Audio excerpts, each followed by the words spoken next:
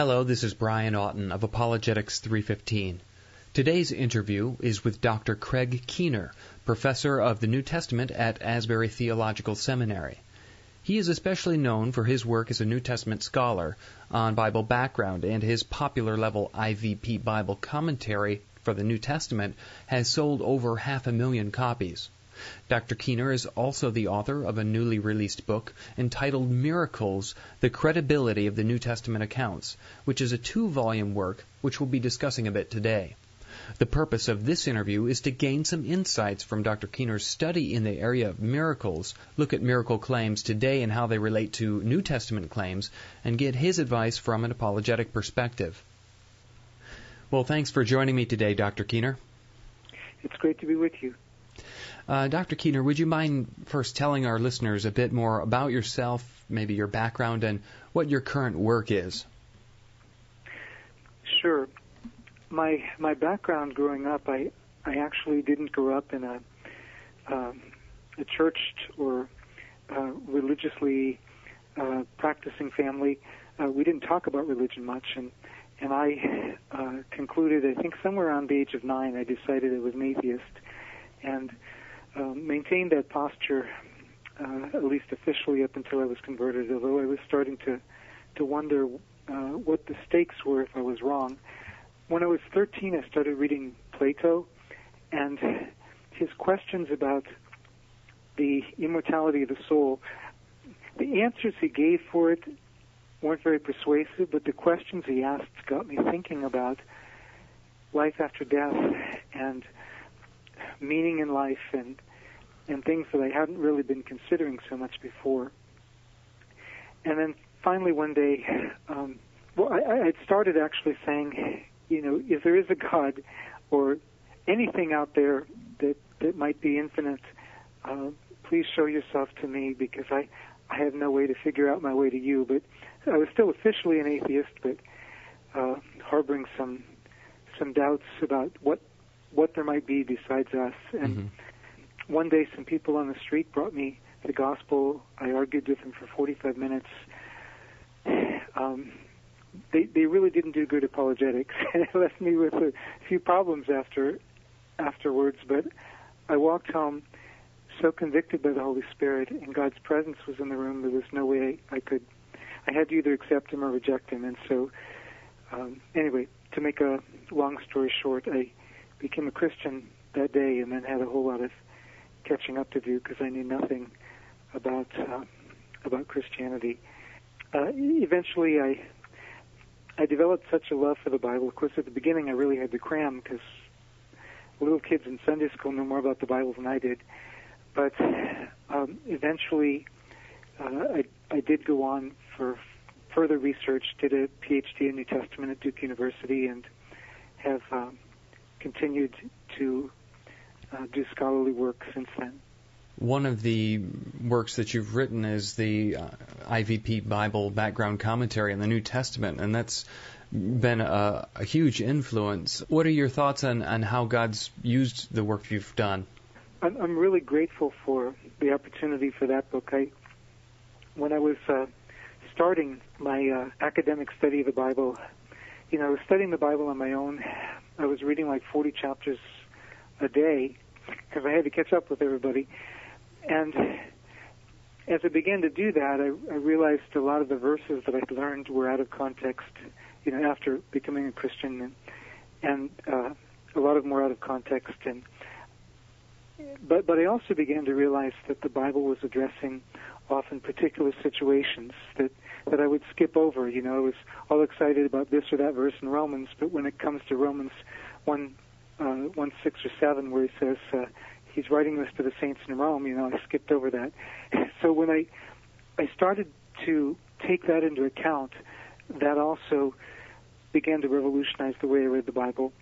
Problem was that it took me like 10 years of research before I felt comfortable enough to be able to, read the biblical texts and say, I think I know what's going on here in terms of the background fairly consistently.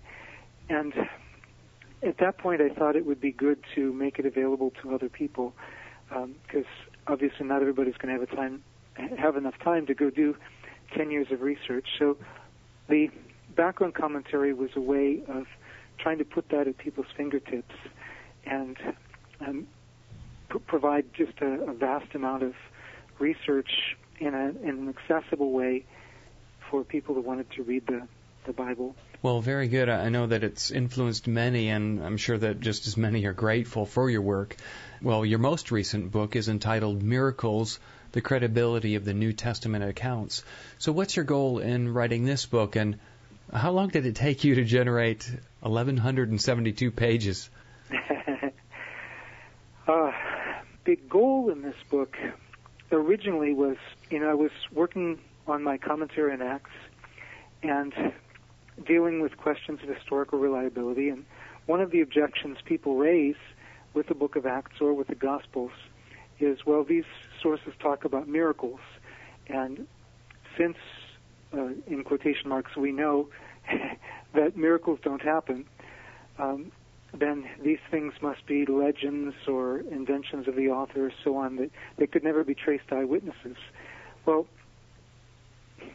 there are so many eyewitnesses today who claim things like this that is a really bad argument. And I just was going to illustrate that with a footnote citing a few different sources. But the footnote grew and grew, and I got more and more fascinated by what I was finding. Eventually it became a chapter of 100 or 200 pages, and eventually I realized that's too long for a chapter, and so it became a book and then continued growing to 1,200 pages. Now the problem of telling how long it took to write it is that during a lot of the time I was writing it, I thought I was working on a chapter of my Acts commentary, but my guess is it may have been about 3 years of research and writing. So this is just an overgrown footnote. Okay. Massively overgrown footnote. Now, one question I want to ask you, and that is, can you mention what it is about and what it's not about? I can imagine some might get the idea that you're only talking in this book about New Testament miracle claims. Can you kind of clarify what people should expect when they pick up these two volumes? Yes, I think people could err on either side. I mean, some people, because some interviewers have focused on modern miracle claims, some people might want to get the book and find out how to get a miracle. That's not the point of the book. Not that that's a bad thing to pray for, but that's not what the book is about. On the other hand, some people may think, well, I'm just covering accounts of miracles in the New Testament. And I do that in my commentaries. I mean, I deal with the miracle accounts like I deal with everything else. But that's not the point of the book either. The point of the book is to ask the question, how we can approach the miracle accounts in the New Testament. Can we take them as credible as, can they be legitimately understood as eyewitness material or material based on the reports ultimately going back to eyewitnesses? And secondly, can we actually speak of them as divine acts rather than, just say somebody had a psychosomatic recovery or something of that nature? And to do that, I needed to explore the objections that people have raised against miracles. And I also needed to explore some of the miracle claims that are going on around the world today that actually bring into question some of the objections that have been raised. Okay, well, I think that'll be helpful for people, wondering what exactly they're going to delve into in this large tome.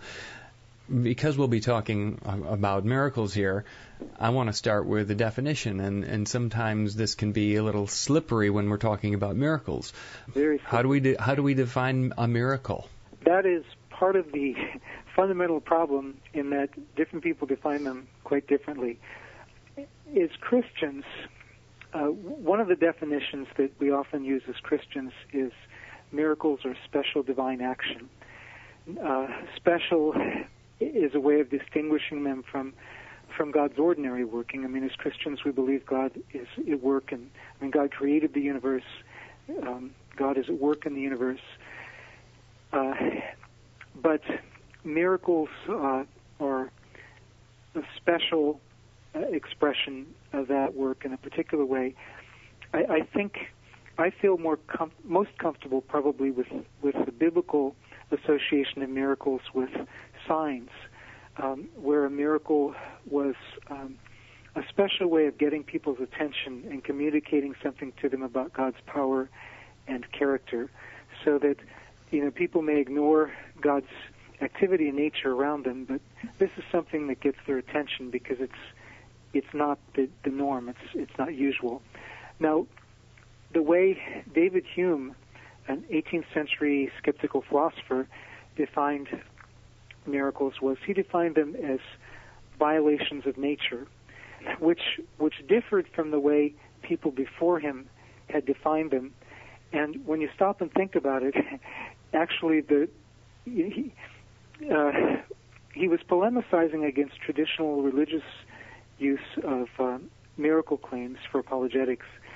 But when he defines them as violations of nature, he's defining them in a way that none of the Christians of his day would have defined them, because none of them believed that God was subject to the laws of nature, and therefore, the language of violation is a very I think he was being deliberately controversial in that usage, and yet it's the usage that's been commonly picked up today, even though most miracles in the Bible wouldn't have to be defined that way.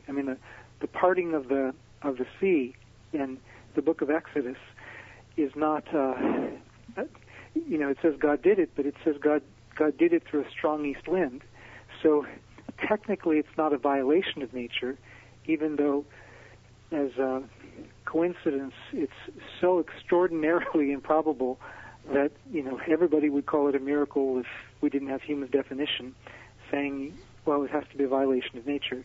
There are problems with his definition, but that's the definition that's commonly come to be used, and that's why we speak of certain things as being supernatural. Well, yeah, that is the basic excuse a lot of people will use by saying, by definition, miracles are impossible.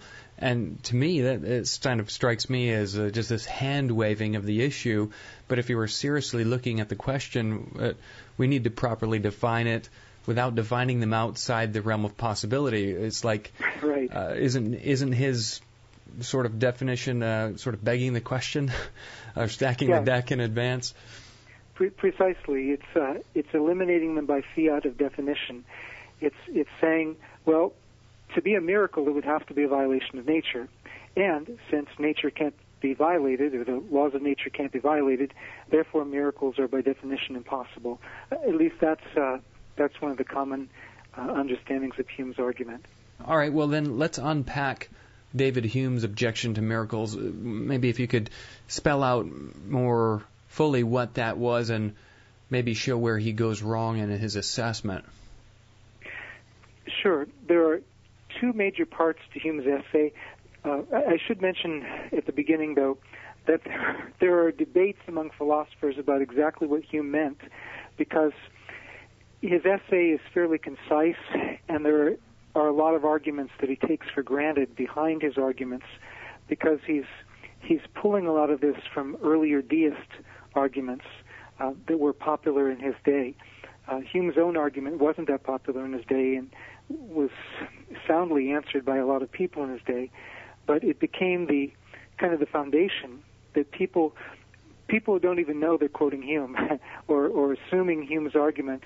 Today, people will simply assume, well, we know miracles don't happen, and they're echoing the views of David Hume that developed that as the plausibility that miracles don't happen. He's the one who laid the foundations for that.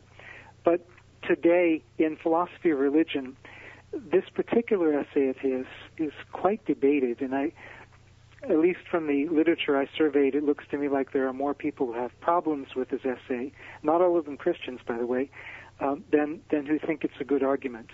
But just looking now at his argument, first of all, he says that miracles would be a violation of nature. At the very least, at the least possible way of understanding what he's saying, the laws of nature, as understood from from human experience show us that miracles don't happen. Now, there are a few problems with that argument. One is his view of the laws of nature reflects views current in his day, but not any of the understandings of the laws of nature that exist today in modern physics. Secondly, though, he's appealing to the laws of nature, and the people who had the best knowledge about what were considered laws of nature in his day, his contemporaries who were the English scientists in his era, in his part of the world, they actually believed, like Isaac Newton, for example, believed that miracles, biblical miracles, did occur. They didn't see a problem with that. They didn't believe that God, as the legislator, was subject to the laws of nature. But finally, his argument from the laws of nature, his view of the laws of nature was an extrapolation from human experience. And so it brings us to the second part of his essay, which I think is the biggest problem. Hume argues from uniform human experience that we can't trust any claims for miracles because they violate uniform human experience. Now, if that is not a circular argument, I don't know what would qualify as one, because he's arguing on the basis of uniform human experience that we can't trust miracle claims.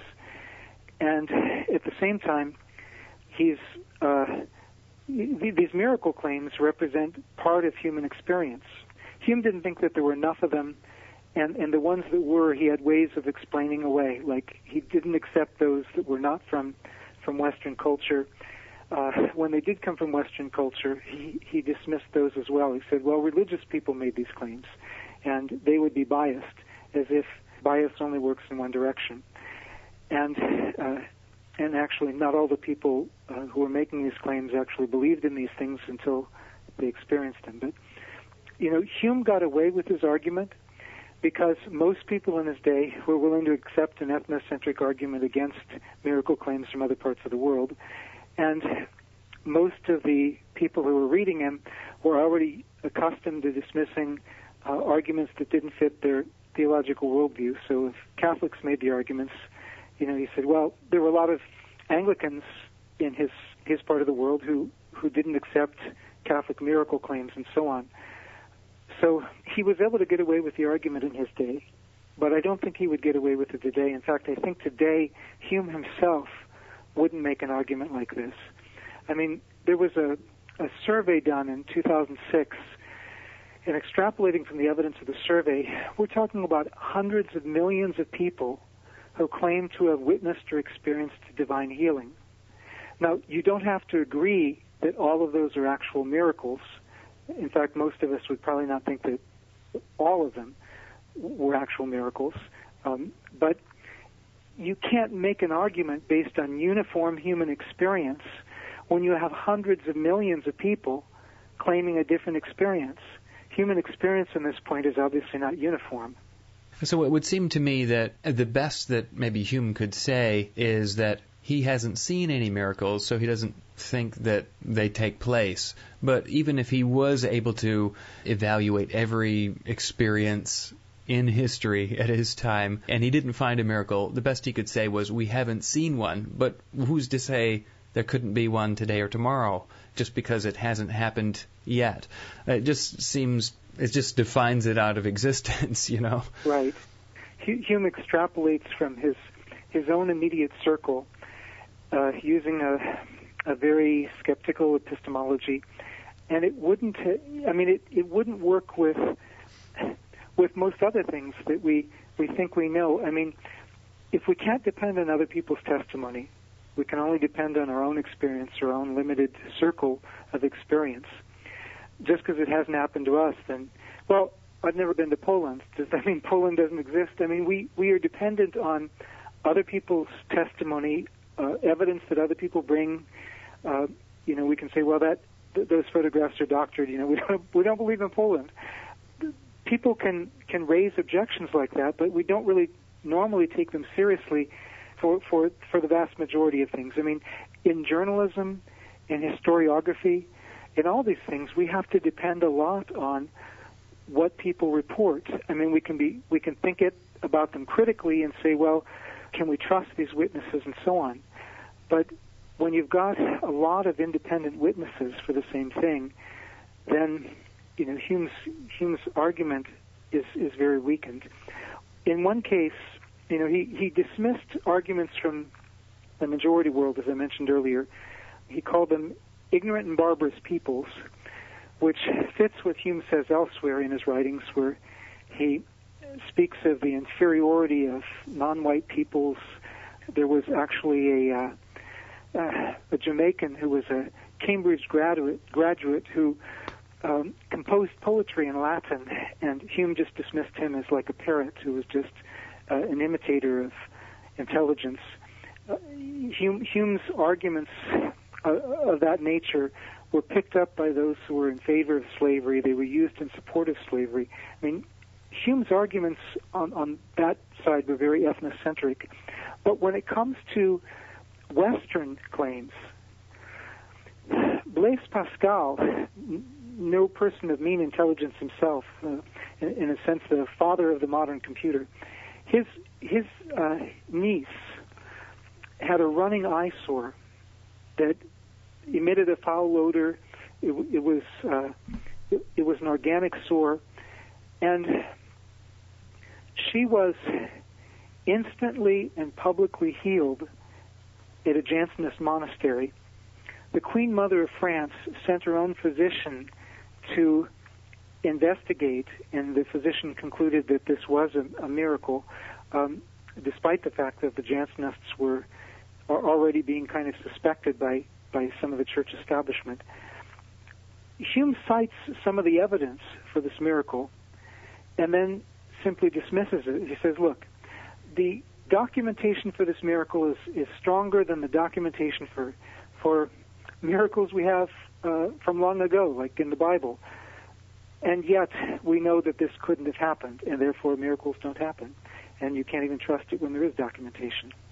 So even when there were witnesses, Hume, in a circular way, excluded their testimony by saying this can't happen. So from a philosophical perspective, we see how there are quite a few errors in Hume's classical sort of objection against miracles. However, one of the things you mentioned there is that there are lots of miracle claims coming in from all around the world, but even those who believe in miracles would not believe that all those testimonies would be true. So one of the sort of objections sometimes you would hear from a skeptic is something along the lines of this. You Christians immediately accept everything that's happened in the Bible, but if someone in Islam says that miracle happened, you just dismiss it without even investigating it. Of course it's false because it's not Christianity. So sort of along that line, we hear about miracle claims outside the Bible, say from other religions. Does that do anything to weaken Christian claims? Does it simply show support for the fact that there's something supernatural going on in either case? What are your thoughts on those things?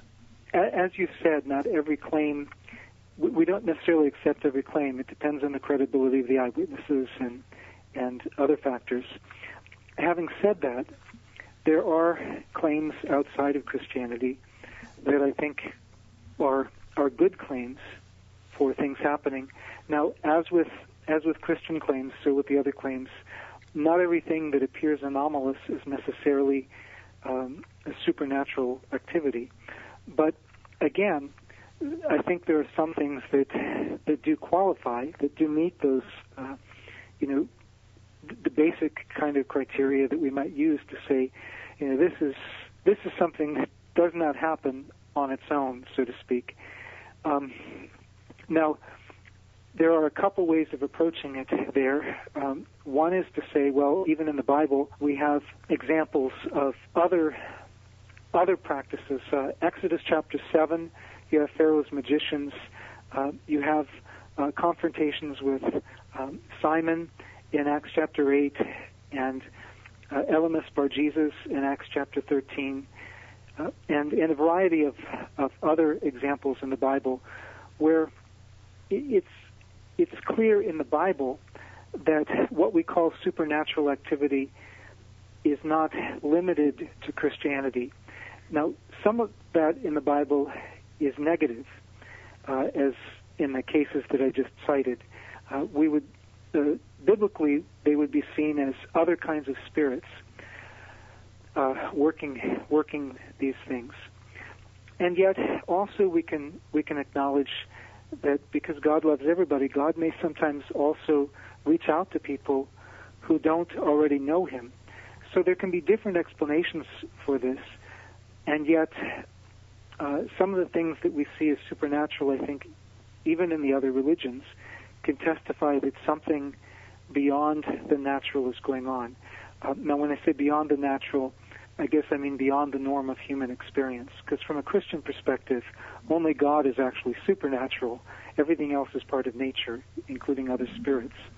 Mm-hmm. So supernatural claims, if we want to call them miracles, we can, but at bottom we're calling them supernatural activity. It isn't really a problem for the Christian, it's more the problem for the naturalist. Whether you are Christian or not, if you believe in the supernatural, competing claims can be explained somehow within their system, but the naturalist doesn't have really any accounting for that other than either, these things just don't happen or there must be a naturalistic explanation. Is that sort of kind of what we're seeing, or? Yeah, often. When people say there must be a naturalistic explanation, sometimes people even say, well, we don't have a supernatural explanation now. We don't have a natural explanation now, but we will someday. And if you Christians are appealing to a supernatural explanation simply because we don't have a natural explanation, that these cataracts instantly disappeared when somebody prayed, we say you're doing God of the gaps because you're appealing to our lack of knowledge. Well, yes, we are appealing to their lack of knowledge, and they're admitting their lack of knowledge in this point. I mean, I think that's significant. It's true. Sometimes a natural explanation comes up for things. But to say that, based on our current state of knowledge, to say, well, we believe a natural explanation will come up, that's just saying, no matter what evidence you give me, I'm not going to believe you, even if I can't answer you. That's not an open-minded position. It just reminded me of a story. The story was, I don't know if you've heard of Dan Barker. He, tells these stories of being healed when he was a Christian, but now that he's an atheist, he doesn't know what the explanation is, but it sure wasn't God, that healed him. There was a survey done in the 1980s in Madras, in India, in which roughly 10% of the non-Christians surveyed said that they had been healed in answer to a prayer in Jesus' name. And roughly 20% more of the non-Christians in Madras knew of people that had happened to. So these aren't just Christians who are claiming these things. Now, in many cases, you also have people who are who experience these kinds of healings. And the healings are so dramatic and their experience is so dramatic that people are willing to abandon centuries of tradition and often face great social ostracism, great social costs to follow Jesus. So it's not something like, well, yeah, every other Tuesday something like this gets better and we see this all the time. It's like there are entire villages in Mozambique now where it seems to be happening fairly frequently. We're getting reports of someone being miraculously healed and a church being started in the village the next day, in a whole region, sometimes entire villages turning to faith in Christ. Or some of these accounts that you're telling, they definitely have a purpose tied to them. There's some sort of spiritual significance to the miracle, or it has a dramatic effect upon the people around them. And it reminds me about how biblical miracles, as far as I understand, are much different than maybe miracle claims from other religions. There are certain maybe key aspects of how God does miracles, making a theological point, or to validate a revelation, or to, as you said earlier, have a sign, not just wow, that was a dramatic thing, but that's about, the extent of it. So would you say that Christian miracles or biblical miracles have certain aspects like that, or is there something that makes them different or just stand out from other just regular supernatural claims? In the Bible, there's a theological context that makes miracles more probable rather than more improbable. And in the Gospels and Acts, and in the Old Testament as well, we often read of signs which were God's way of getting people's attention for His claims, His power, and also often, especially in the Gospels and Acts, the expressions of His power were usually healings or delivering people from spiritual captivity, so that these also show us something about God's character. That's not to say that you don't have some of those kinds of things, cures and so on, going on elsewhere. I think that the most distinctive thing about biblical miracles, or miracles in the name of the one true God, is that they tell us about the one true God. That's what's most distinctive about them. So what kind of evidence do we encounter from New Testament accounts, and what reasons do we have to trust the miraculous claims of the Gospels? Most Gospel scholars today, not all, but most, see the Gospels as biographies. And if you look through the ancient genres available for comparison, biography is the one genre that would deal with historical characters, recent historical characters. You have an occasional historical novel, but they don't deal with characters of recent history. The Gospels are dealing with somebody whose public ministry was just about 1 to 2 generations earlier, depending on when you date the Gospels that we have in the New Testament. And normally when you compare, I've actually done work going back and testing ancient biographies with external means. Normally when you have an ancient biography of a character who lived a generation or two before, they are dealing with very substantive historical information. And this could be especially the case when you're dealing with a sage or a teacher, as virtually everybody agrees Jesus was a teacher. If Jesus was a teacher, his disciples, like other disciples in antiquity, would be expected to pass on his sayings and reports of his actions as well. So unless the disciples of Jesus were totally eccentric, totally unlike what we expect for other disciples in the period of the early Roman Empire, they're going to have conveyed at least the heart of what Jesus was saying and doing. Now, in terms of Jesus' work as a miracle worker, every different early Christian source we have portrays him that way. And also the non-Christian sources portray him that way. Some of these non-Christian sources, like the rabbis and the Gentile writer Celsus, were writing at a later period. But Josephus, who was writing in the 1st century, a Jewish historian, a short section where Josephus talks about Jesus as well, and summarizes what Jesus was known for doing.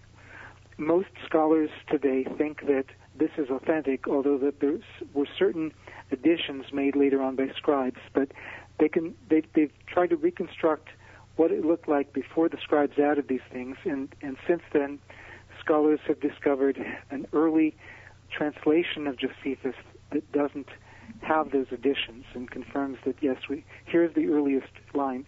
Well, in the earliest source about Jesus, Josephus was not a Christian. He didn't believe Jesus was the Messiah, didn't believe he was divine. But he summarizes Jesus as a sage who taught and who was executed by the authorities. But he also reports that Jesus was a worker of paradoxa. It's the same word, and this is again often pointed out by scholars, including the Jewish scholar at Oxford, Gezavermish. Paradoxa is the term that Josephus uses for Elisha's miracles. So most scholars think that he describes Jesus as a miracle-working sage. That is how people in Jesus' day experienced him.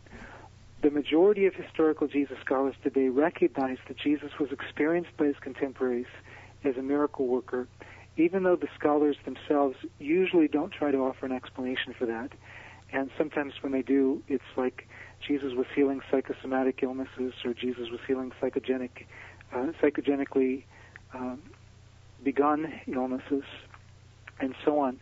But whatever the explanations they give, most people recognize that Jesus was doing these things. My personal take on it is you also have multiple attestation for certain kinds of miracles, like the curing of blindness, the raising of the dead, and so on. And those are not the kinds of things that, raising from the dead certainly doesn't work for psychosomatic explanations. The curing of blindness maybe gradually or something like that, but on multiple occasions, instantly in public. So I think that we don't have,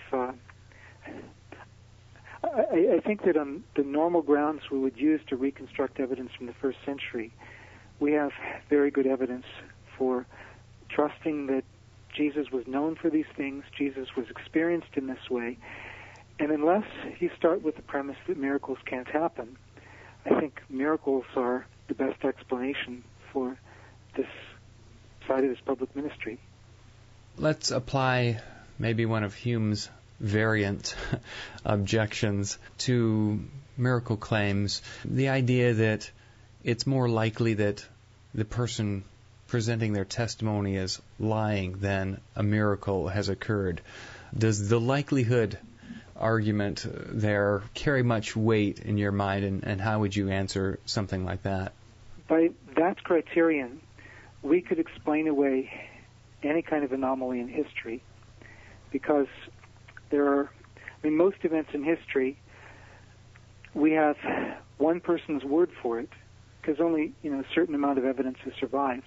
When you have multiple independent witnesses, it makes it a lot more credible that that what you have is true. When the witnesses, we have reasons to believe they're credible, when they were willing to give their lives for their claim, that's a pretty good indication that they really believed what they were saying.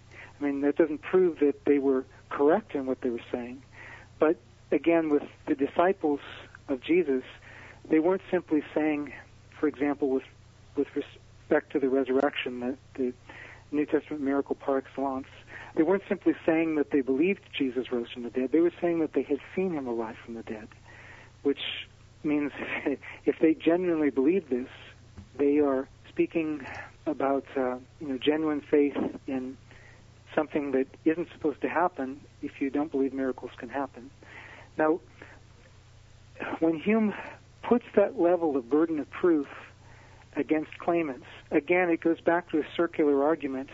Miracles don't happen, or miracles can't be known to happen, and therefore anybody who claims that they happen, we can't trust their testimony. That's a circular argument. We have too many claims today to start with that premise.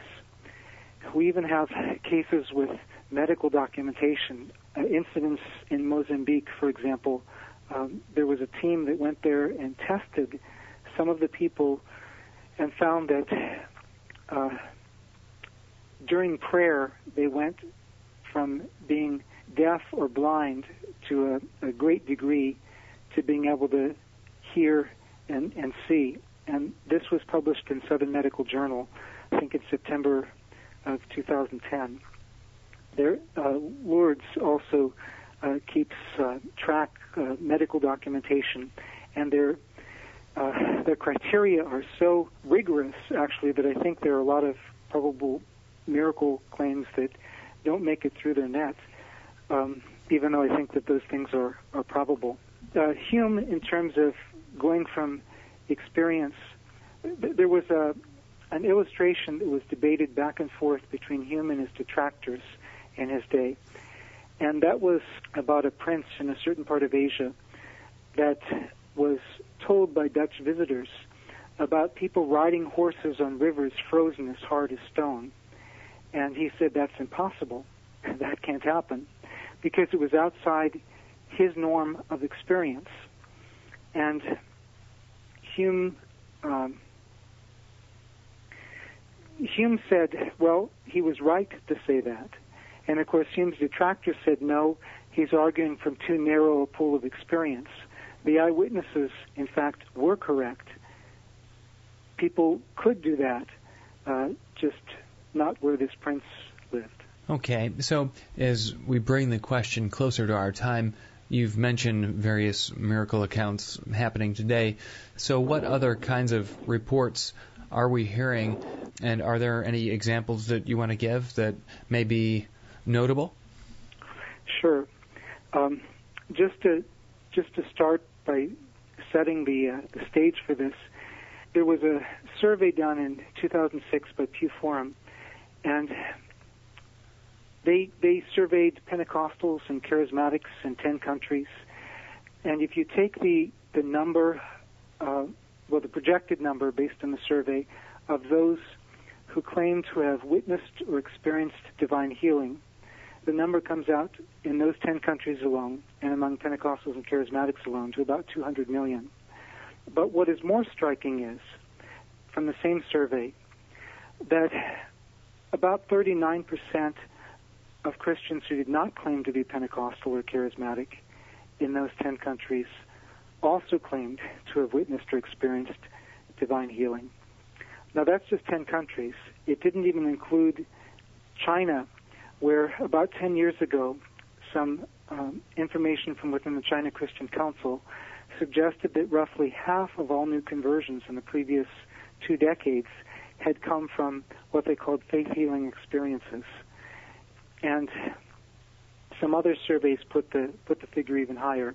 Now, I don't know how we would figure out more precise data, like what the percentages actually are or so on. But in any case, we're talking about hundreds of millions of people who make these claims. What I wanted to do in the book was to go interview some people and find out what kinds of claims these could include. My wife is from Congo-Brazzaville. She has a PhD from the University of Paris, and her brother, who also is one of my informants, also has a PhD, University of Paris. He's a science professor. We went to Congo, and I interviewed mainly people from the mainstream Protestant church in her country, just people that she and her family knew, close family friends, and was astonished by the reports that I was getting in these places. One of them I'd heard of before I went, and that was the story of my sister-in-law. But I interviewed my mother-in-law to get more details because my wife actually hadn't been born yet when this happened. This was when my sister-in-law was 2 years old. She cried out that she was bitten by a snake, and when my mother-in-law got to her, she found her not breathing, at least so far as she could tell by any means available to her. She strapped the child to her back. There was no medical help available in the village, so she ran to a nearby village where evangelist Koko Ngomo Moise was doing ministry. He was a family friend, and so she asked him to pray. He prayed. Therese, my sister-in-law, started breathing again, and the next day she was fine. So I asked, how long was it that she wasn't breathing? So my mother-in-law thought about, well, how long it takes to go up this hill and down that hill. And she had to think about it because it wasn't really a concern to her how long it was, but she stopped and thought about how long it took to get from one village to the other and concluded about 3 hours. And I was dumbfounded because, 6 minutes without oxygen, the brain is irreparably damaged. I wasn't expecting that. In principle, I believe in miracles, but I wasn't expecting this to be 3 hours. Huh. And in subsequent, and also we checked with Koko Moise, who's still living, and he independently confirmed the story that also my wife had heard growing up, except we hadn't heard how long it was. And then we also, other people that I interviewed before I left Congo, in 3 weeks of interviews, I got a lot of different kinds of accounts, but I got 7 eyewitness accounts of people being raised from the dead. One of them, a girl who certainly had to be dead, given the condition she was in physically, and was reportedly dead for 8 hours. So these are some dramatic incidents that took place, often on the cutting edge of, as the gospel was going forth in these areas. And there's a case that I saw myself many years ago that, I could give other accounts, but this one certainly got my attention. This was when I was involved with a nursing home Bible study in Massillon, Ohio, and a woman there named Barbara would always say, "I wish I could walk, I wish I could walk." And one day, the Bible study leader, who was a seminary student at the time, got up and walked over to her, took her by the hand, and said, "In the name of Jesus Christ, rise up and walk." She looked horrified. I was horrified. I was afraid she was going to fall on the floor. If faith is a bias, I can't be accused of it in this case because I was really scared. He walked her around the room, and from then on, Barbara could walk. Now, skeptics may explain that in various ways.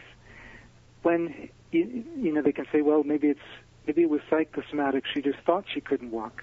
Well, she certainly did think she couldn't walk, and afterwards, she certainly could walk. If it was just psychosomatic, Don, the Bible study leader, had no way of knowing that. But in any case, there are lots and lots of accounts like this from eyewitnesses, and cumulatively, I find them quite persuasive. Well, one question that does arise when we start talking about various miracle claims, especially ones that are happening around the world, is sort of this idea of, these are stories you hear from way out in the middle of nowhere where things aren't documented well. Maybe that's the skeptical response, but say there's the Christian response as well that is kind of along the line of, well, why aren't these things happening here in the West, or things like that? What are your thoughts on why we're seeing these things in the areas we're seeing them? Part of that initial objection goes back to Hume's ethnocentric objection that we don't really trust things from elsewhere. But also I think that often God does things where they're most needed. He doesn't do the miracles just to entertain us. God doesn't have to prove a point. Signs are to get our attention, but he didn't do them on demand. In the Bible, he explicitly didn't do them on demand. But we're in my wife's country. My wife and other African Christians I've talked with have said, life in Africa is a miracle. We have to depend on God. But they also pray for a cure to be found for malaria and so on, because even though God often helps, so many more lives would be saved through better medical treatment, better medical facilities available. We know people have died painful deaths there because of medical conditions. So I think where there's a need, God is more likely to do those things. Where we already have medical resources, we don't need to act like we can put God to the test and just say, well, God, I'm not going to use these even though you provided them. Jesus fed the 5,000. After he'd fed the 5,000, he said, gather up the fragments that remain, that nothing be lost. They wouldn't need a miracle for their next meal. God doesn't just do miracles all the time when we don't really need them. He's provided his medical means. That's God's gift to us. I think we should use that. But having said all those things, I don't think it's true that they don't occur in the West. Some of them do. I did have a student, a Baptist minister from northern India, whose church had grown from just a handful of people to about 600 when he started praying for Hindus to be healed of things. And I found out about this one day when he prayed for me. When I had a splitting headache, he prayed for me. After he finished praying for me, I still had a splitting headache. and he was disappointed. He said, "It doesn't work here," but he said it works in India because God wants these precious people to know how much He loves them. These people who haven't really been exposed to His message. But having said all that, sometimes it does happen here. The story I told about Barbara, for example, I interviewed a doctor, cardiologist, who they had been trying to resuscitate a patient for 40 minutes, no heartbeat for 40 minutes. Again, after 6 minutes with no oxygen, the person has irreparable brain damage. He did the obvious. I mean, they recognized they couldn't revive the man. They pronounced him dead. He left the room, but he was Christian, and he felt God's Spirit prompting him to go back and pray for this man. He went back, laid hands on the man, prayed for him, and had them shock him with a paddle one more time. The man immediately had a normal heartbeat. Instead of suffering irreparable brain damage, I mean, the man was talking to him when he went to visit him a couple days later. So we do have things that happen here. Again, you know, as a doctor, he used medical means available to him. He did shock him with a paddle. At the same time, after 40 minutes of no heartbeat, that really shouldn't have done anything. So God is at work here in the West as well. Well, you know, one of the objections that I've heard, it seems that you've already answered the objection, because, you know, it goes something like, well, you know, the fact that the only prayers that God seems to be answering are prayers for things that already have a chance of happening anyway, and so that's evidence against prayers actually being answered. For instance, someone would say, oh, you say you got healed from a back problem. Well, everybody has back problems, and everybody gets better from their back problems. So that's not an answer to prayer. And so, or a headache, you know, something like that. Well, you're going to get better from that already. But a lot of the things you're mentioning are things that people don't really get better from. Do you have any thoughts on that sort of angle? Yeah, and sometimes it depends on the burden of proof that people give. I mean, I've had a couple people where I said, if somebody were, would you believe if somebody were raised from the dead in front of you? And they said no. Obviously, they put the burden of proof so high that at least from what they say, nothing would persuade them. But I think if somebody's coming from a neutral perspective, you know, I think often God does things that we can't prove are miracles. Those can be answers to prayer, but they're not really signs that necessarily get everybody's attention, and that's not their purpose. Their purpose is to answer our prayer. But then there are other things that really are much more verifiable, like a 9-year-old girl who was deaf because of auditory nerve damage. She'd been tested by the audiologist. The next day, she was praying that God would heal her, and she was completely healed. And the audiologist didn't believe it until he tested her again. And it's medically documented. Rex Gardner, and he's a physician in the UK, in his book Healing Miracles, talks about that and some other examples. There are a number of these kinds of miracles that do persuade people. I have a friend, he works with the Cambridge Business Institute, and he was in India. He prayed for a blind leper to be healed. There was also another person who was there at the time that I was able to consult who confirmed the account. The man's eyes were clouded. You know, the only way to remove cataracts by natural means is surgically, but instantly the man's eyes were no longer clouded, and the man started crying, I can see, and started going around all the rest of the day looking at all the things that he hadn't been able to see before, praising the God who had given him sight.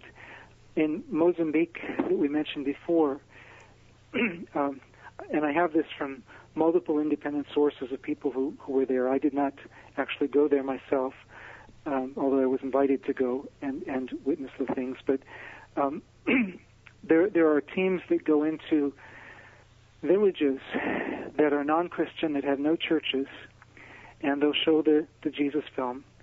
And then sometimes it'll just start happening spontaneously, or sometimes they will invite people to come forward for prayer. A person is deaf, and almost always the deaf person who's known by the village to be deaf is healed, and then the village witnesses that. It happens in public, and the next day they start a church.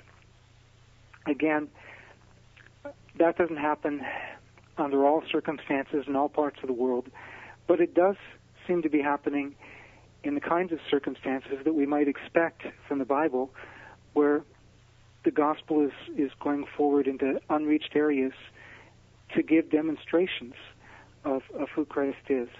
But there's no guarantee that God has not promised that he's always going to do that in every situation. It's very interesting, to say the least, when he does. Well, what are your thoughts on this idea that maybe you sort of suggest there, where God isn't promising guaranteed to act on demand?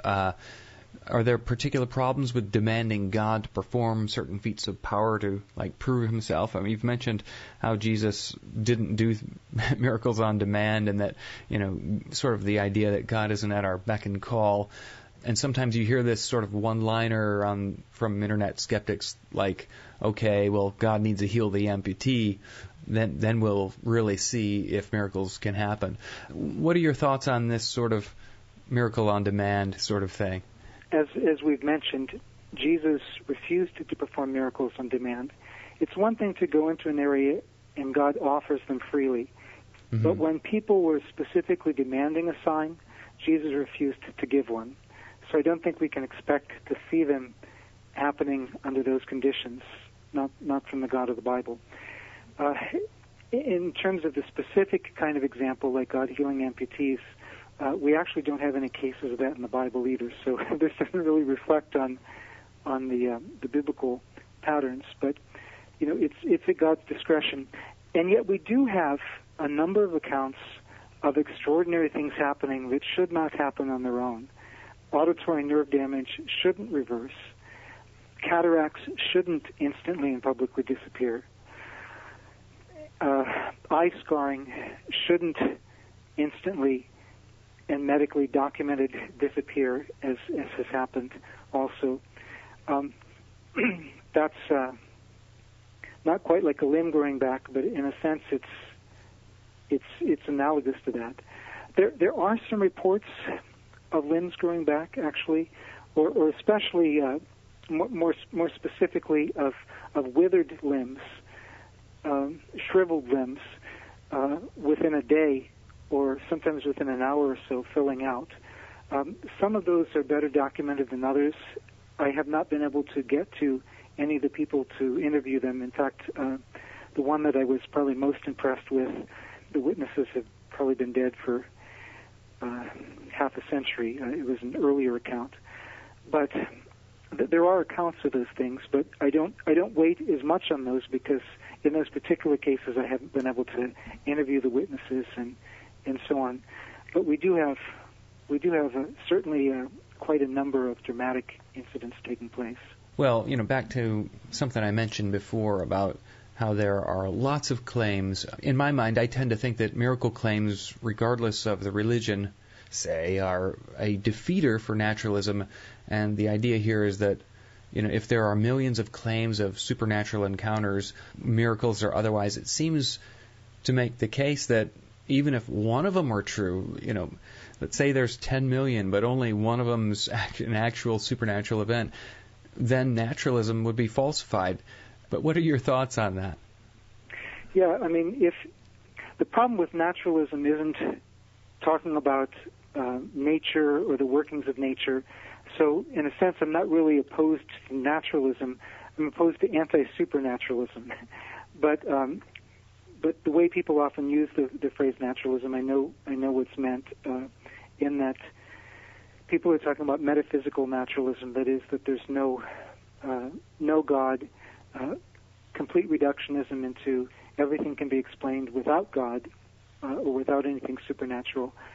And yeah, if there's anything where we have a genuinely compelling case for something that goes beyond the activity of nature, then it brings Hume's entire argument into question and shifts the issue of probabilities. I mean, in most of history, in most cultures in the world, they have had no problems believing that God or spirits of some sort work miracles, or things that wouldn't just happen in the ordinary course of non-sentient nature. I was in a class where my professor was a Boltzmannian, and I pointed out that I thought Boltzmann had, I mean, he said some nice things, but he also said some things that weren't so nice. And at the heart of Boltzmann's logical flaw, I thought, was Boltzmann simply dismisses the possibility of miracles. He doesn't even give an argument. He simply says nobody in the modern world believes in miracles. Well, that excluded from the modern world all Orthodox Jews, Christians, Muslims, traditional tribal religionists, 2/3 of the graduate students sitting around the table, basically most of modern humanity.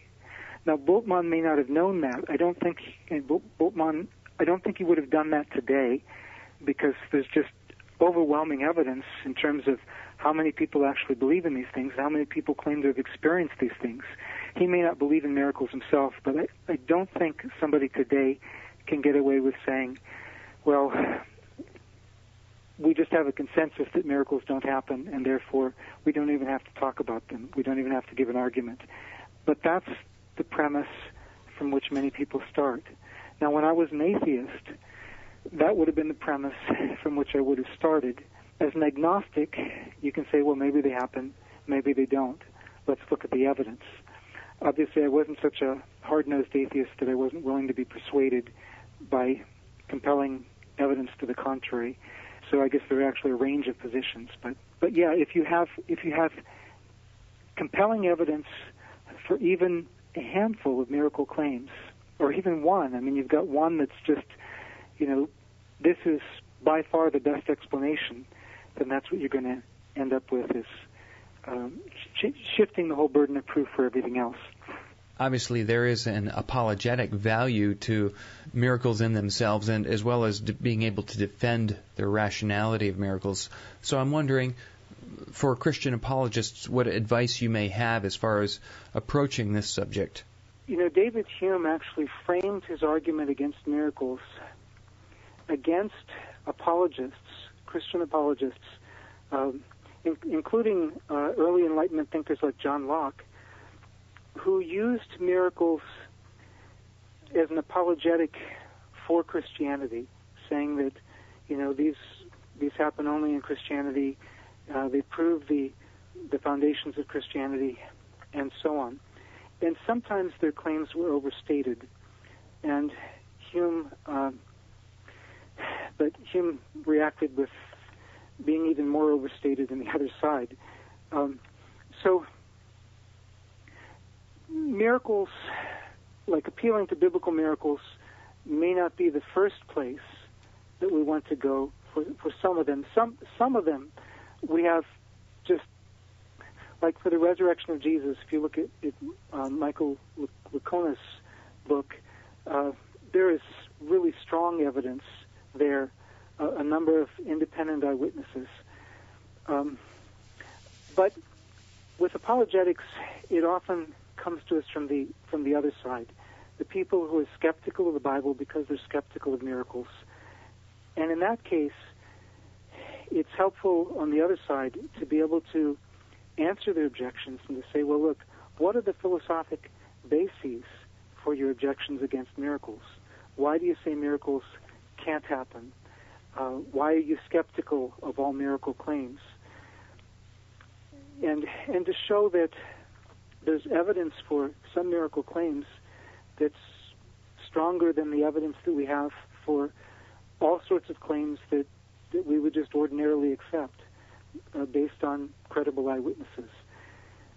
That the reason that miracles have been excluded is because of a philosophic a priori And the philosophic a priori rests especially on a circular argument that goes back to David Hume. It's not necessary to buy into that a priori. And if you don't, then there's considerable evidence for miracles. The analogy argument that's been used since Hume's day, saying, well, miracles don't happen today, therefore they wouldn't have happened back then. Actually, a lot of scholars today say, well, actually, we've got so many miracle claims today, that's not a very good argument. Well, Dr. Keener, I've taken a lot of your time today, and I definitely want to point people to your book. But before we do that, I'm just wondering if you've got any other footnotes that you're expanding on or other projects on the horizon. I wish I had time to write everything that I've done the research for, but I have a 4-volume book on a 4-volume commentary on Acts that's in the process of coming out. Actually, the Miracles book was a digression from working on that, and the Miracles book, being shorter, came out first. I'd like to turn to commentaries on Paul afterwards. I really like writing commentaries.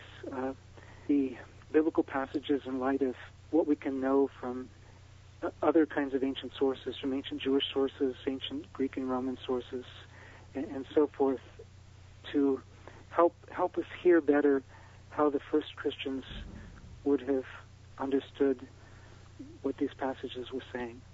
Well, regarding your book on miracles, what would you hope that others would do to sort of maybe pick up the torch and continue that line of work or research? I think it's good for us to continue to consult eyewitnesses and check with them. It's good for people to continue to work on the philosophy of religion aspect of it. But I think probably what we need most at this point is for more medical documentation, more medical research working on it. Of course, sometimes people start with the premise, well, anything that could possibly be explained in any other way can't be a miracle. Again, even using the argument, well, maybe someday we'll be able to explain it in some other way, in which case you just throw out any kind of evidence. But I think we really need to get medical documentation in more cases, like the study that was done in Mozambique, like what's being done at Lourdes. And I think the more that we have of that, the better. And I think if any of your audience has any training in that area, we could really use their work in this area. Well, very good. Dr. Keener, I really appreciate you taking the time to do this interview. It's been fascinating. Thanks so much. I've been speaking with Dr. Craig Keener, professor of New Testament at Asbury Theological Seminary, and author of Miracles, The Credibility of the New Testament Accounts. Link to Dr. Keener's books and resources can be found at today's blog post at Apologetics 315. If you have found this interview helpful, please share it with a friend via email, Facebook, or Twitter. Taking just a moment to do this really does help to spread the word about good apologetics resources, and you never know how it may help someone struggling with doubt or simply wanting to be a better defender of the faith. Be sure to check out other podcasts by Apologetics 315. They can be found at the blog or in iTunes by searching for Apologetics 315. There are a number of them, including podcasts on logical fallacies, how to get apologetics in your church, systematic theology, the Read Along podcast, and this podcast, Apologetics 315 Interviews. If you are a regular listener or visitor, please continue to pray for this ministry as it continues to grow.